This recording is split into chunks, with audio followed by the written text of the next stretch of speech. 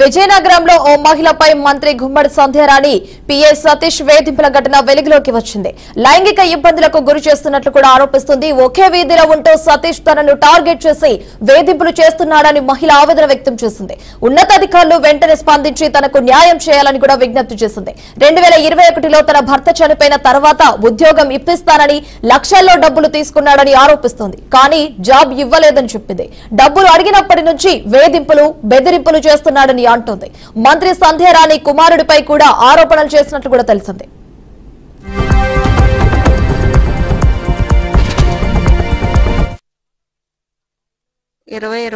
మా హస్బెండ్ చనిపోవడం కరోనాతో జరిగింది సార్. డిసెంబర్ 15 నాకు జాబ్ వచ్చింది. దాని పరంగా డబ్బులు తీసుకొని మినిస్టర్ పిఏ జడ్పీకి ఇచ్చామని చెప్పాడు. ఆఫీస్కి వెళ్ళి కనుక్కోగా ఆ డబ్బులు వాళ్ళకి ఇవ్వలేదు, చేయలేదు, అడుగమ్మా అనేసి అంటే అడగడం జరిగింది. అడగడం వల్ల మినిస్టర్ గారు గుమ్మలక్ష్మీపురం దగ్గర నాకు కొండ కింగు అని ట్రాన్స్ఫర్ చేయడం జరిగింది సార్. హైకోర్టు ద్వారా మళ్ళీ మొన్న 17వ తేదీన స్టే ఆర్డర్ తెచ్చుకొని సాలూరు ఎంపీడీ ఆఫీస్ చేయించుకున్నాను సార్. ఆ డబ్బులు అడగడం వల్ల సాలూరు నేను జాబ్ తెచ్చుకొని ఉండడం వల్ల నా మీద చాలా దాడులు జరిగి సెక్సువల్ గా కూడాను చాలా ఇబ్బంది పెడుతున్నాడు. టీడీపీ నాయకుల దగ్గర చెయ్యాలి, నేను రాజకీయ పరంగా ఎదగాలి, చేస్తాను, డబ్బులు వస్తాయి అని ఫిర్యాదు ఇవ్వడానికి వచ్చాను సార్. 2-3 సార్లు చెప్పడం జరిగింది సార్. అయినా ఆవిడ పట్టించుకోలేదు. పట్టించుకోకపోగా నన్ను తిట్టడం కూడా జరిగింది సార్ అందరి ముందు. సంధ్యారాణి గారు మినిస్టర్ సార్, పిఏ. నన్ను ఇంత బాధ పెట్టిన వాళ్ళకి తగిన శిక్ష పడాలి సార్. నా పిల్లలకి నాకు ప్రొటెక్షన్ కావాలి.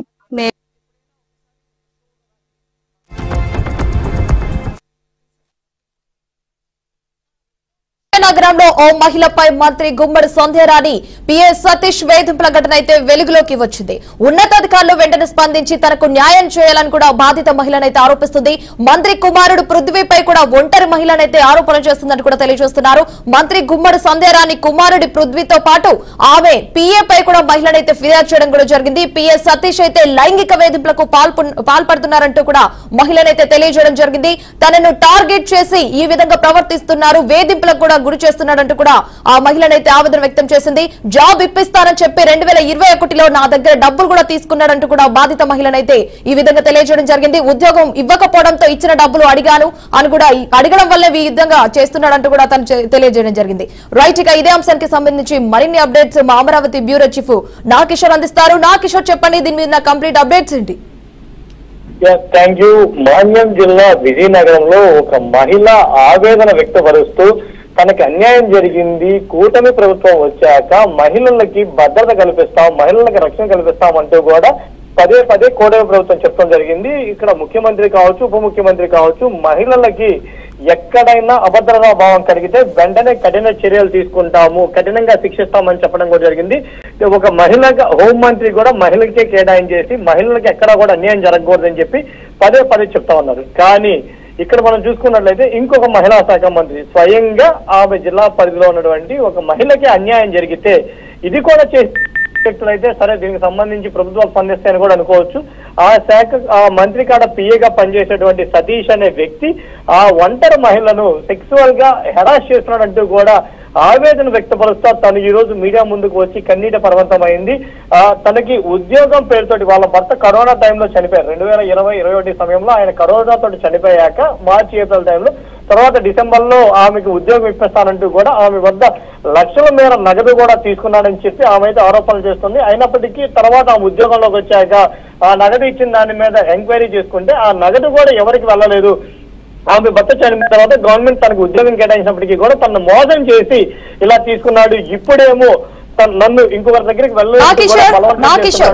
నాకిషోర్, మనం ముఖ్యంగా చూసుకుంటే ఇటు తనకి జాబ్ ఇప్పిస్తానని చెప్పి 2021లో తన నుంచి డబ్బులు కూడా తీసుకోవడం జరిగింది. ఆ జాబ్ అనేది ఇవ్వకపోవడంతోనే నేను ఈ డబ్బులు తిరిగి అడిగాను, దీన్ని వాళ్ళు టార్గెట్ చేసి నన్ను ఈ విధంగా వేధింపులకు గురి చేస్తున్నారంటూ కూడా మహిళనైతే ఆవేదన వ్యక్తం చేస్తుంది. దీని మీద కంప్లీట్ అప్డేట్స్ ఏంటి? అదే ఇక్కడ మనం చూసుకున్నట్లయితే 2021లో ఆమెకి జాబ్ ఇస్తారని చెప్పి డబ్బులు వసూలు చేశారు. కానీ ఆమెకి డిసెంబర్ లో జాబ్ వచ్చింది. తర్వాత ఆయన ఒకే వీధిలో ఉంటా ఆమెను ఇప్పుడు ప్రభుత్వం వచ్చిన తర్వాత అతను మంత్రి వద్ద పిఏగా ఉంటా కూడా ఈమెను అటు ఉద్యోగ పరంగా కావచ్చు, ఇటు శారీరక పరంగా కావచ్చు, మానసిక పరంగా కావచ్చు, అన్ని రకాల ఇబ్బందులకు గురి చేస్తున్నారంటూ కూడా ఆమె ఆవేదన వ్యక్తపరిచింది. ఇప్పుడు కనుక తన మీద కనుక చర్యలు తీసుకోకపోతే నా పిల్లలు నేను అన్యాయం అయిపోతాము, ఇబ్బందులు పడతామని చెప్పి కూడా పదే పదే చెప్తుంది. ఇంకో పక్క తెలుగుదేశం పార్టీ కొన్ని చెప్పుకోలేని మాటలు కూడా మాట్లాడేసి నువ్వు ఇలా వెళ్తే నాకు రాజకీయ పరంగా బాగుంటది, నీకు డబ్బులు వస్తాయి, నీకు జాబ్ పరంగా కూడా ఇబ్బంది లేకుండా ఉంటది, పలానా వాళ్ళతోటి నువ్వు ఉండాలి, పలానా వాళ్ళకి నువ్వు వెళ్ళాలి అంటూ కూడా చాలా నీచంగా కూడా మాట్లాడాడు అంటూ కూడా మహిళ అయితే మీడియా ముందుకు వచ్చి కన్నీట పర్వంతం అవుతా ఉంది. ఇప్పటికి దీంట్లో ఈ పిఏతో పాటు మంత్రి సంధ్యారాణి కుమారుడు ఉన్నాడన్నట్టు కూడా ఆరోపణలు వస్తా ఉన్నాయి. ఇప్పటికైనా సరే కూటమి ప్రభుత్వం ఏదైతే మహిళలకు అన్యాయం జరిగితే ఖచ్చితంగా నిమిషం కూడా ఆలోచించాము, కఠిన చర్యలు తీసుకుంటామని చెప్తున్నటువంటి కూటమి ప్రభుత్వం ఇప్పుడు స్వయంగా మంత్రి పిఏనే దీంట్లో ఇన్వాల్వ్ అయి ఉన్నారు. మంత్రి కుమారుడు మీద కూడా ఆరోపణలు వస్తున్నాయి. ఇప్పుడు కూటమి ప్రభుత్వం చెప్పినట్టే వాళ్ళ మీద చర్యలు తీసుకుంటుందా లేదా, దీని మీద ఎంక్వైరీకి వేస్తుందా లేదా అనేది వేచి చూడాలి. ఆ మహిళలకైతే ఖచ్చితంగా ఇక్కడ కనుక అతను హెరాస్ చేస్తున్నట్లయితే మహిళలకు న్యాయం జరిగే వరకు కూడా బీఆర్కే వాళ్ళకి సంబంధించినటువంటి కథనాలను ప్రచారిస్తుందని చెప్పి కూడా మనం ఈ సందర్భంగా చెప్తా ఉన్నాం. నాగేశ్వర్, మనం ముఖ్యంగా చూసుకుంటే తన లెటర్ కూడా బాధితనైతే ఏ విధంగా అయితే ఫిర్యాదు ఇచ్చిందో ఆ లెటర్ కూడా మనమైతే బీఆర్కే స్క్రీన్ మీద అయితే స్పష్టంగా చూస్తున్నాం. ఆ లెటర్ లో ఏమైనా వీరు కావాలనే ఈ విధంగా చేశారు కావచ్చు. ముఖ్యంగా మనం చూసుకుంటే ఇది వరకు ఉన్నతాధికారులకు నేను ఆల్రెడీ ఫిర్యాదు కూడా చేయడం జరిగింది అని ఆ లెటర్ లో ఏమైనా ఉన్న అప్డేట్స్ ఏమైనా ఉందా అండి? ఇక్కడ మనం ప్రధానంగా చూసుకున్నట్లయితే ఆమె ఇప్పటికే దీనికి సంబంధించి అందరి దగ్గర కూడా వెళ్ళడం జరిగింది. దీని మీద ఇబ్బందులు పడుతున్నట్లు కూడా చెప్పడం జరిగింది. ఇప్పుడు మహిళా సంఘాలను కూడా ఆశ్రయించడం జరిగింది. సంఘాల వాళ్ళు కూడా ఆమెకు అండగా వచ్చారు, మహిళా సంఘాల వాళ్ళు కూడా నిలబడతామని చెప్పారు. ఆ పిఎస్ సతీష్ నిన్న ప్రెస్ మీట్ పెట్టడం జరిగింది. నా మీద కావాలని నిందలు వేస్తుంది, నేను ఆమెను ఎటువంటి ఇబ్బందులకు కూడా గురి చేయలేదని చెప్తున్నప్పటికీ కూడా అసలు అతను చెప్పేది నిజమా లేకుంటే ఏమి చెప్పేది నిజమా అనేది అధికారులు ఇప్పటికైనా సరే ఈ మహిళలకు అన్యాయం జరిగింది కాబట్టి ఇటు ఉప ముఖ్యమంత్రి, ఇటు ముఖ్యమంత్రి, హోమ్ మినిస్టర్ కూడా పదే పదే చెప్తున్నారు మహిళలకు అన్యాయం జరగనియమని చెప్పి. సో ఈ మహిళ చేసిన ఆరోపణల మీద నిగ్గు తేలాల్సింది పోలీస్ అధికారులు, ఉన్నతాధికారులు. సో దీని మీద వాళ్ళు విచారణకు ఆదేశించడము లేదా ఈ దీంట్లో ఏం జరిగింది, ఎవరిది తప్పు ఉంది అనేది ఎంక్వైరీ చేస్తే కనుక పూర్తి సమాచారం వచ్చే అవకాశం ఉంది. సో ఇప్పటికే ఈ బాధిత మహిళ నేను పదే పదే కంప్లైంట్స్ ఇచ్చున్నాను, చెప్పున్నాను, అయినప్పటికీ కూడా నాకు న్యాయం జరగకే ఈ రోజు నేను మీడియా ముందుకు వచ్చానని చెప్పి కూడా ఆమె చెప్తా ఉంది. సో ఆమె కోణంలో చూసుకున్నట్లయితే ఆ ఎంక్వైరీ ఇప్పుడు ఆమె ఈ కేసుకు సంబంధించి ఉన్నతాధికారులకి సమాచారం ఇచ్చినప్పటికీ కూడా వాళ్ళు ఎందుకని స్పందించట్లేదు.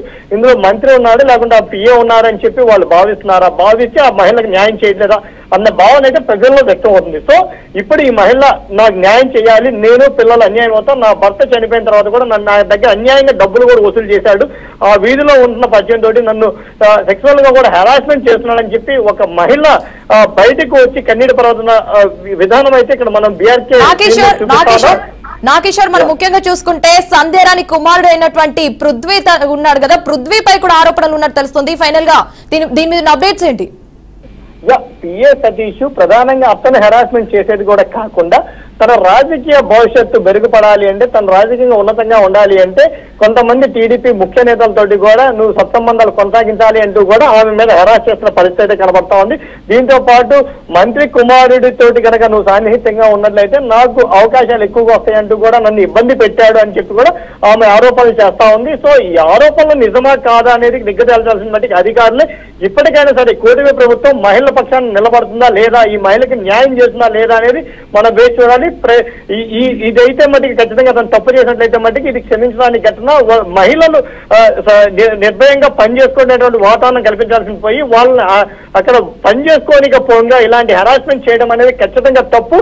దీని మీద ఉన్నతాధికారులు దృష్టి సారించి కఠిన చర్యలు తీసుకోవాలని చెప్పి అయితే బాధితులు, ప్రజలు, మహిళా సంఘాలు కోరుకున్న పరిస్థితి అయితే ఉంది.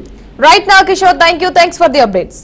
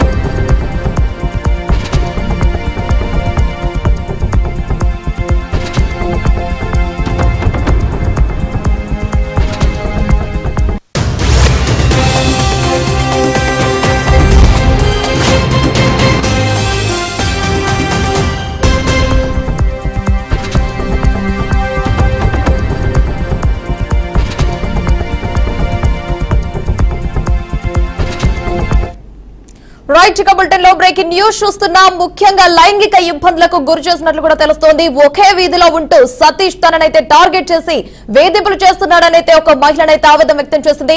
ఉన్నతాధికారులు వెంటనే స్పందించి తనకు న్యాయం చేయాలని కూడా విజ్ఞప్తి చేసింది. ముఖ్యంగా చూసుకుంటే 2021లో తన భర్త చనిపోయిన తర్వాత ఉద్యోగం ఇప్పిస్తానని చెప్పి లక్షల్లో డబ్బులు తీసుకున్నాడని కూడా ఆరోపిస్తోంది ఆ మహిళ. కానీ జాబ్ ఇవ్వలేదని, తర్వాత నా డబ్బులు అడిగినప్పటి నుంచి అయితే వీరు వేధింపులకు బెదిరింపులు కూడా చేస్తున్నారంటూ కూడా తెలియజేస్తుంది.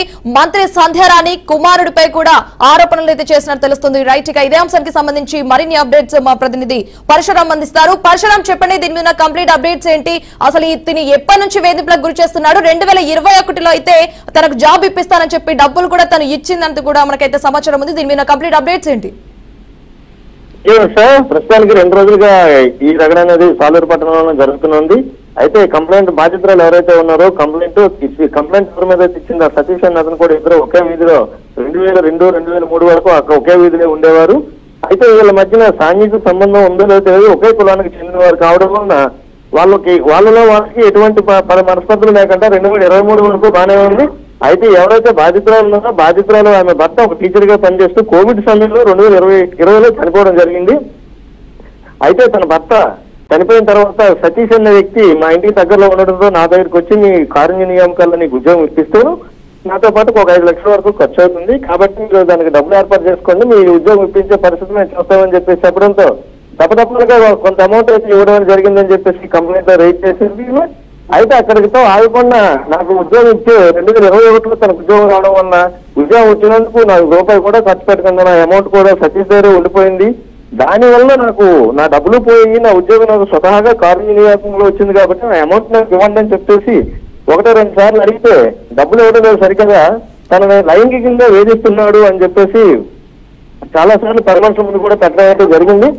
అయితే వీళ్ళిద్దరి మధ్య ఏం జరిగిందన్నది ఎవరికి తెలియదు. ఇదే విషయమై సతీష్ కూడా ఒక ప్రెస్ మీట్ పెట్టారు. అమ్మాయి నాకు డబ్బు ఇచ్చింది అని చెప్పట్లేదు, ఏమీ చెప్పట్లేదు, నా వాట్సాప్ ని నా నెంబర్తో వాట్సాప్ వేరే క్రియేట్ చేసుకుని అధికారుల్ని మిగతా వాళ్ళని కూడా బెదిరించి చాలా సార్లు మమ్మల్ని ఇబ్బంది పెట్టింది. అయితే ఈ విషయాన్ని ఒకసారి మినిస్టర్ గారి దగ్గరికి వెళ్ళడంతో మినిస్టర్ గారు కూడా పిలిచి ఇలాంటి చీకమ్మ నీ ఉద్యోగం నువ్వు చేసుకో అని చెప్పి చెప్పడం అయితే జరిగింది. అక్కడితో సద్దుమణిగిందని వివాదం ఈ మధ్య తెరపైకి రావడం జరిగింది. నిన్నటి నుంచి ఈ విషయం పైన బాధితురాలు అయితే మాత్రం సతీష్ నన్ను లైంగికంగా వేధిస్తున్నాడు, ఆయనే కాకుండా మినిస్టర్ గారి కొడుకు పృథ్వీ ఎవరైతే ఉన్నారో పృథ్వీ దగ్గరికి వెళ్ళమని చెప్తున్నాడు.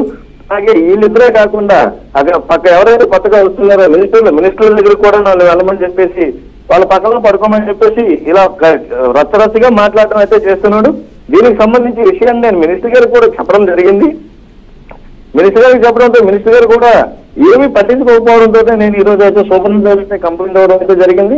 ఈ విషయంపై పూర్తిగా ఎంక్వైరీ చేసి నాకు న్యాయం చేయవలసిందిగా నా మీద జరిగిన దాడులను కూడా ఖండించకుండా మినిస్టర్ గారు కూడా ఆయనకే ఒత్తాసు పలకడం విదూరంగా ఉందని చెప్పేసి నేను ఇచ్చిన కంప్లైంట్ పరశురాం, దీనికి సంబంధించి మనం చూసుకుంటే గనక తన పిఏ అయినటువంటి సతీష్ కుమార్ కావచ్చు, తన కుమారుడు అయినటువంటి పృథ్వీపై అయితే ఈ ఒంటరి మహిళనైతే వారిద్దరిపై అయితే ఫిర్యాదు చేయడం జరిగింది. వీరు ఎప్పటి నుంచి తననైతే వేధించడం జరిగిందని ఏమైనా అప్డేట్స్ ఉందా దీని మీద?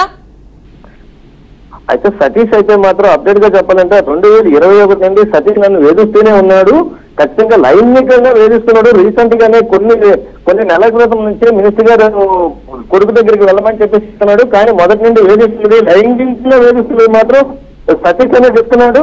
సతీష్ అని ఏంటి నిన్నగా మొన్న 24వ తారీఖున మన పుట్టినరోజు ఉంది, నా పుట్టినరోజు దగ్గర కూడా నా కోరిక తీసుకొని చెప్పేసి నా ఇంటి దగ్గరికి వచ్చి నా ఇంటిని తలుపులు పగలగొట్టి నేను సెక్యూరిటీగా వేసుకున్న మెత్తను కూడా పగలగొట్టి ఇంట్లోకి దూరి నా పిల్లల ముందే నన్ను కొట్టడం అయితే చేశాడు.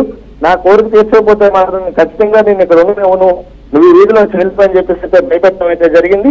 అయితే మినిస్టర్ గారు కుమారుడి దగ్గరికి వెళ్ళాలి అని చెప్పేసి తప్ప ఈమె దగ్గర ఆధారాలు ఏమున్నాయి ఇంతవరకు ఏమైతే బయటపెట్టలేదు.